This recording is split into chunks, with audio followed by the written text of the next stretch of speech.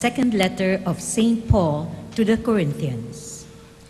Brothers and sisters, as God is faithful, our word to you is not yes and no. For the Son of God, Jesus Christ, who was proclaimed to you by us, Silvanus, Timothy, and me, was not yes and no, but yes has been in him. For however many are the promises of God, their yes is in him. Therefore, the Amen from us also goes through him to God for glory. But the one who gives us security with you in Christ and who anointed us is God. He has also put his seal upon us and given the Spirit on our hearts as a first installment. The word of the Lord.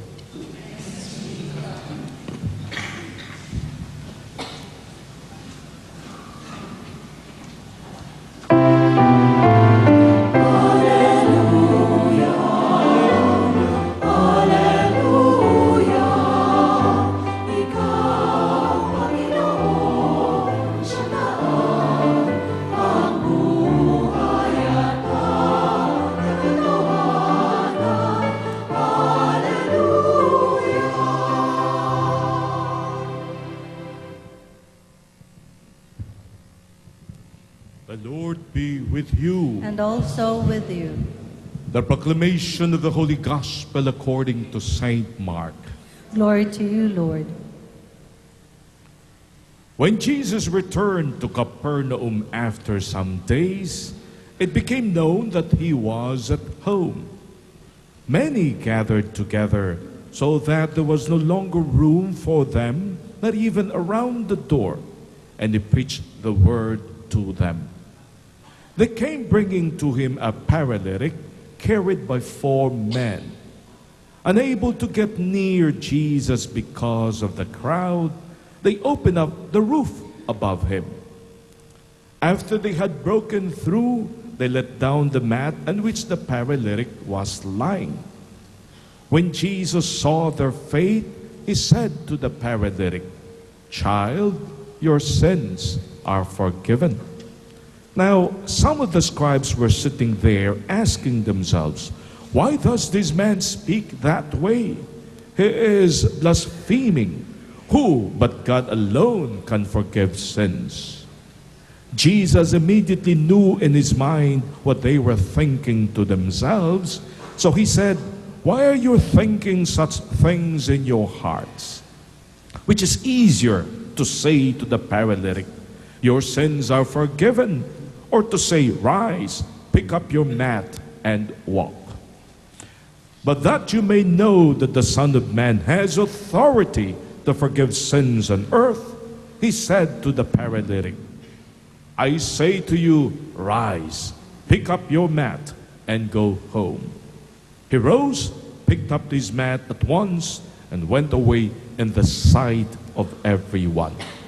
They were all astounded and glorified God, saying, "We have never seen anything like this."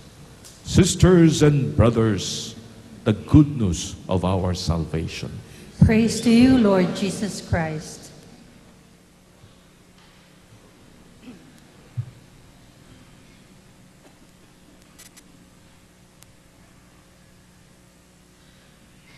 Si Kristo ay tinatawag na isang rabay, na ang ibig sabihin teacher, isang nakakaalam tungkol sa batas, tungkol sa mga propeta, tungkol sa mga itinuturo ng lumang tipan.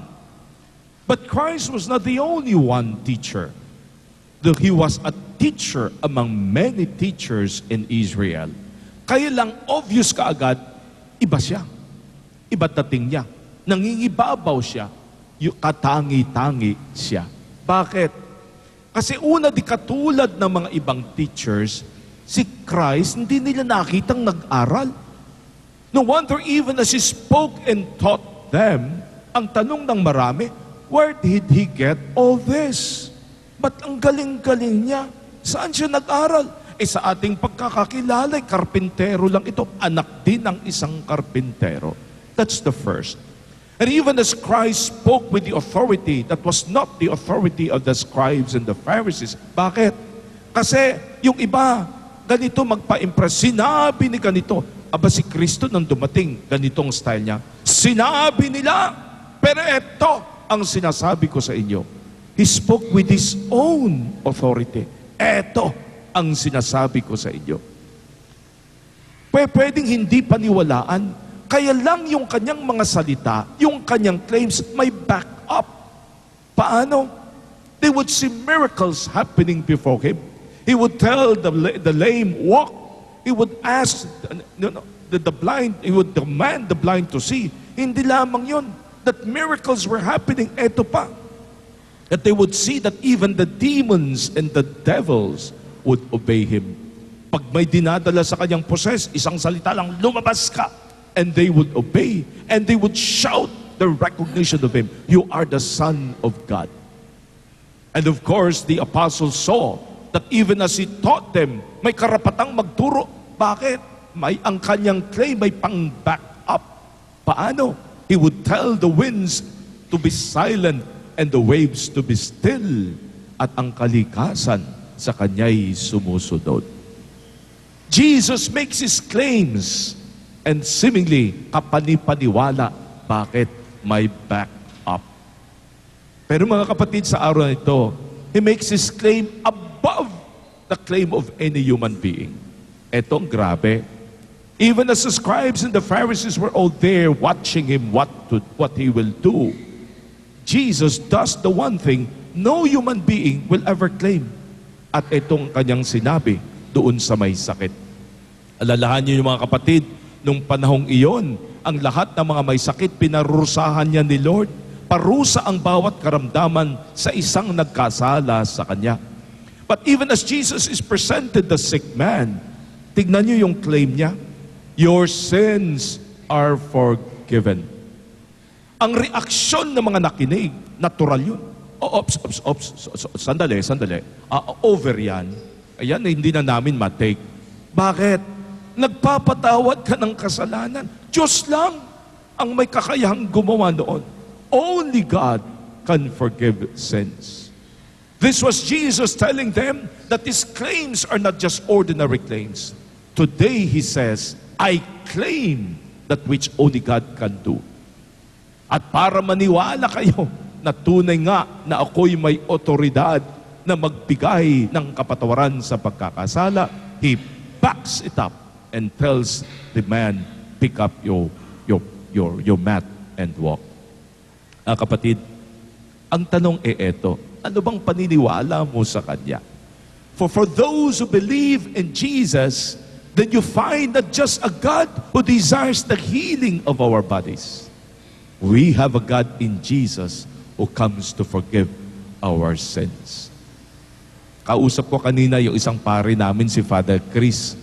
Alam niyo po, siya po'y naandito chaplain ng Makati Medical Center. Nagkukwento siya na isang araw, 5 ang patay na kanyang binles. Namatay isang araw lang yon sa isang ospital. And sa panghuli niya, medyo pagod na siya. Pumasok siya roon, kinausap ang doktor, Dok, ano ba kinamatay nito? Cancer. Sabi ni Father, cancer na naman? Alam mo, ang sabi ng doktor, Father, nagugulat ka. Pag hindi ka namatay ng cancer sa mga araw na ito, hindi ka in. Hindi ka in. Pero saan ang gagaling ang cancer? You know what? Many of it is lifestyle. The stressful life that we go through. The life kung saan nagkakaugaga tayo harapin ang mga challenges of life. And in the end, sabi nga nila, cancer daw is more than anything else a psychosomatic disease. Nanggagaling hindi lang sa katawan, kundi sa isang isipang magulo. Sa isang buhay kung saan parang ikaw'y nagtatataranta araw-araw. A life that is so stressful. At pag oras na ikaw'y sobrang stressed and your life is down, mga kapatid, mahirap magdasal. You know what is beautiful about the gospel of today? Na yung mamang may sakit, it was not because of his faith that he was healed. It was because of the faith of his 4 friends. Bakit? Mahirap magdasal pag ikaw ay may sakit. Mahirap magdasal pag parang feeling mo napakabigat ng krus na pasan mo, na ang mundo'y kalaban mo. Napakahirap magdasal kung saan parang may mga pagkakataong ang Diyos ay hindi mo masabing God is good. I'll tell you a story. Kahapon I went to visit an old friend, an ex-seminarian. Nagpa-blessing ng bahay si Alan Mercader. Tuwang-tuwa naman ako. Talagang na-bless yung bata, napakaganda yung bahay. Nandun yung kanyang mga kapatid na naging katropa ko nung ako'y bagong ma-ordain. It was a great reunion. Pero doon, dumating din ang isang pinsan. And I was shocked by his story. Si Jake, lumaki sa Cagayan de Oro. Ang tatay po niya, napakahirap yung pangalan, Espanyol Erascona. Ang mother ay Mercader mula sa Dumaguete, ang tatay ay Cebu. Talagang Spanish-looking silang lahat. Si Jake lumaki sa isang bahay sa Cagayan de Oro, which was beautiful because everybody likes it. He was 15 minutes away from the ilog.